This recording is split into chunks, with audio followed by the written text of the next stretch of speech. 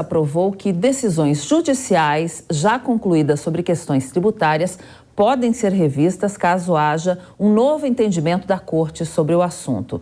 Essa decisão gerou controvérsias entre os juristas, porque na prática significa que as ações que tratem de pagamento de impostos podem ser revistas. Para entender melhor os impactos aí dessa nova mudança, a gente conversa agora com o advogado tributarista Davi Andrade Silva. Muito bem-vindo. Não sei se é Davi ou David. É Davi, Cláudia. Davi muito bom mesmo. dia. Bom dia a todos. Bom dia. Doutor Davi, qual o tamanho do problema que esse recolhimento retroativo aí de tributos pode trazer para o varejo brasileiro?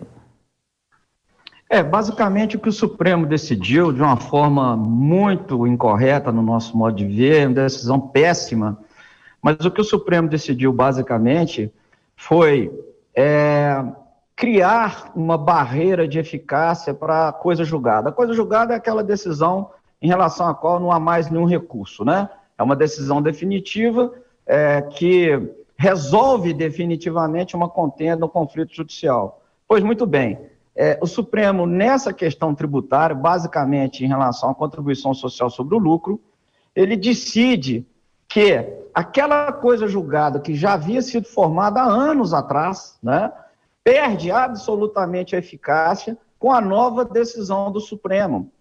Rompe com um dos pilares mais fundamentais da segurança jurídica no país, que é a coisa julgada. Está lá no capítulo dos direitos e garantias fundamentais, né? Cláusula pétrea, portanto, na Constituição, a lei não prejudicará o ato jurídico perfeito, o direito adquirido e a coisa julgada. O Supremo basicamente reescreveu a Constituição, dizendo que a lei não prejudicará, mas o Supremo prejudicará, né? A decisão foi dada numa disputa tributária, tentando um pouco esclarecer o que aconteceu. Várias empresas no passado obtiveram decisões transitadas em julgado em relação a um tributo chamado contribuição social sobre o lucro. Decisões que afirmavam ser indevida aquela contribuição por inconstitucionalidade. Então, essas empresas detinham uma coisa julgada, uma decisão definitiva. Posteriormente, em 2007, o Supremo Tribunal Federal decidiu que aquela contribuição era constitucional. Isso em 2007. Agora, em 2023, o Supremo decide, portanto, que, a partir da decisão que julga aquele tema constitucional ou inconstitucional, passa a valer a decisão do Supremo, independente dos efeitos daquela coisa julgada anterior. Quer dizer, é uma decisão muito ruim, péssima do ponto de vista da segurança jurídica, basicamente destrói o efeito da coisa julgada, que é um dos pilares, talvez o mais fundamental, né? O ministro Luiz Fux, inclusive, recentemente disse isso no evento, né? Na catedral da segurança jurídica, a coisa julgada talvez esteja no ápice, né? No ponto mais alto. E realmente foi destruída. E não só em temas tributários, sabe, Cláudia? A preocupação nossa é essa, porque basicamente o que o Supremo disse foi o seguinte: o que vale é a nossa decisão.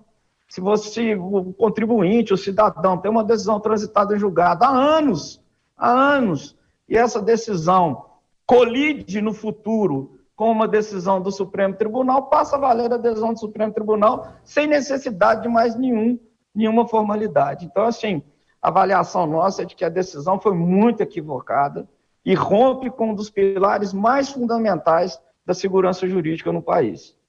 Doutor Davi, a pergunta agora é do Cristiano Vilela, que também é advogado. Doutor Davi, bom dia. Satisfação falar com o senhor. Doutor Davi, o senhor entende que essa medida poderá gerar uma quebra de uma série de empresas que eventualmente tenham uma carga de tributos a serem cobrados agora bastante significativa? O senhor entende que pode aumentar a ocorrência de, inclusive, falências de algumas empresas a partir desse episódio? Eu acho que o risco é grande, Cristiano, porque, vejam, nós estamos falando de discussões tributárias de muito tempo, né? E essa decisão do Supremo em relação a esse tributo, né, esse fato que ensejou esse julgamento, a decisão do Supremo é de 2007. Então, percebam, tem empresas com contingências em balanço em valores bilionários, né, bilionários. Inclusive, lendo hoje aí, na imprensa, já existe uma discussão em relação à possibilidade de um refis ou de um plano de parcelamento especial para essas questões. Agora, veja, vamos remendar, né? O parlamento está discutindo um remendo para exatamente evitar um pouco esse problema que você está dizendo, que é um risco real das empresas. É um risco real, porque o contribuinte detinha uma decisão transitada em julgado. Era justo que ele considerasse que aquela decisão valia ad eterno, né? E agora não vale mais. Então, assim, o risco é grande, sim. E há que existir algum remédio para isso, algum remendo, ou como disse o ministro Luiz Fux em recente evento, ele disse o seguinte: o parlamento deve tratar desse tema na Constituição.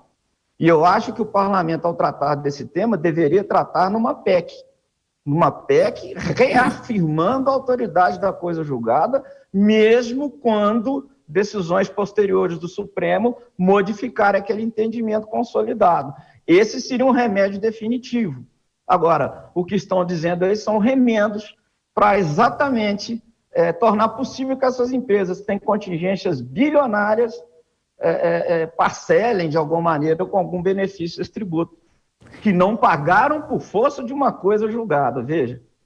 E o quanto deve aumentar a arrecadação com esse conjunto de medidas? Olha, Cláudio, a gente não tem esse número muito definido, são várias empresas, né? Um universo muito grande de empresas que tem essa decisão transitada em julgado. Vi balanços, por exemplo, de empresas que têm contingências bilionárias. Contingências, assim, que foram feitas agora, né, em balanço em função da decisão do Supremo. Mas é um número grande, as cifras são bilionárias em relação a esse tributo que deixou de ser recolhido. Cristiano? Doutor, qual é a orientação que o senhor daria para as pessoas que estão acompanhando o nosso programa e que eventualmente tenham suas empresas, se coloquem numa situação como essa de passar a ter a possibilidade de serem acionadas por conta de um grande débito tributário? Existe alguma orientação que possa ser passado? Hoje a proposta, inclusive, acho que já entraram com vários recursos em relação a essa decisão do Supremo, é uma tentativa de modular essa decisão. Modular significaria o seguinte: essas empresas estariam submetidas à cobrança da contribuição social sobre o lucro a partir de agora, a partir de 2023. O Supremo não modulou, então o Supremo diz que a cobrança vale a partir de 2007.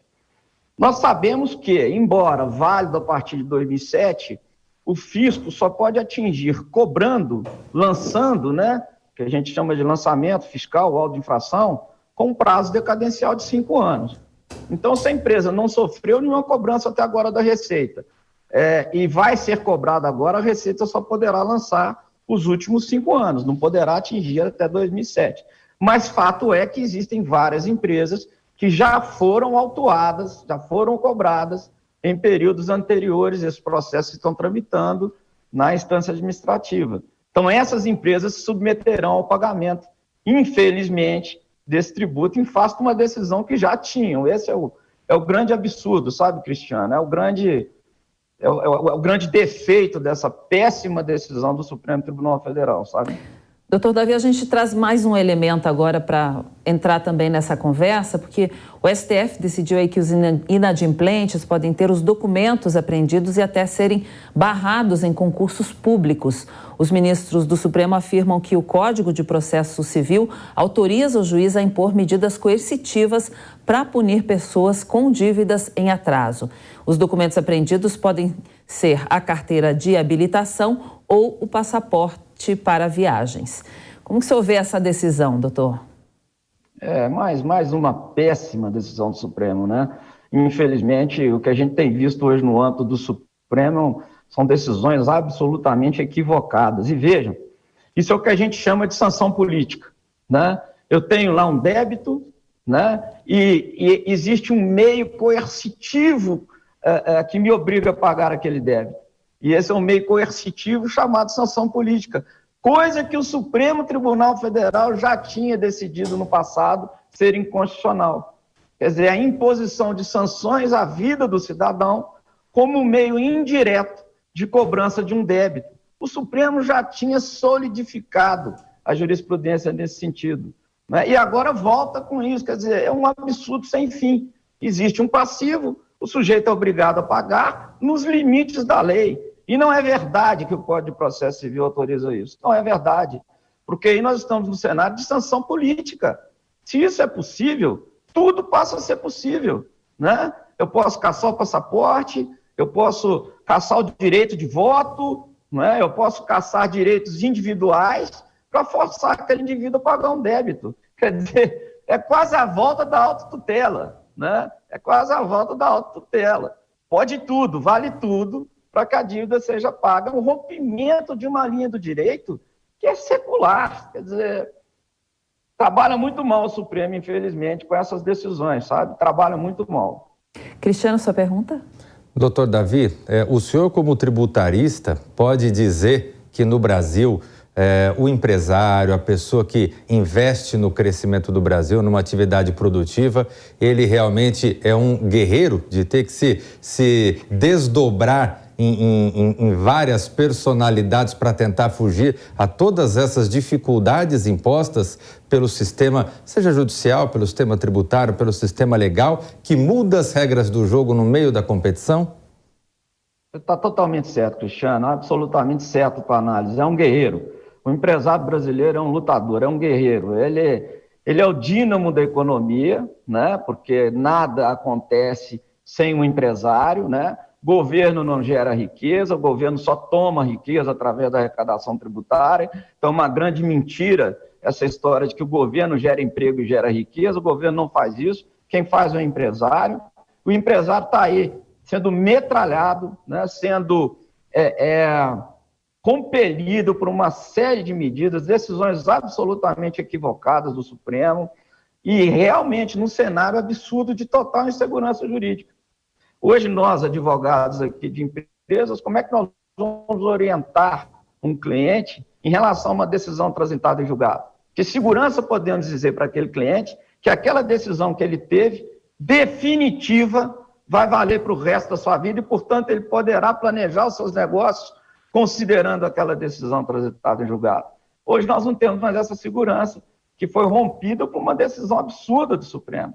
A mesma questão é essa dos documentos aí apreendidos, né, dessas sanções políticas. O empresário, Cristiano, de fato, no Brasil, ele é tratado como um bandido, né, como um bandido. E ele é um guerreiro. Ser empresário no Brasil, antes de tudo, ser um lutador. Doutor Davi, o senhor falou do refis aí, né? O deputado Gilson Marques, do Novo de Santa Catarina, ele propõe esse refis para essas empresas afetadas pela decisão do STF. Qual a chance disso acontecer e como seriam beneficiadas essas empresas? Eu acho que é uma boa chance. Como eu disse, é um remendo. Eu acho que o parlamento, novamente, se omite em relação a uma decisão, uma medida definitiva.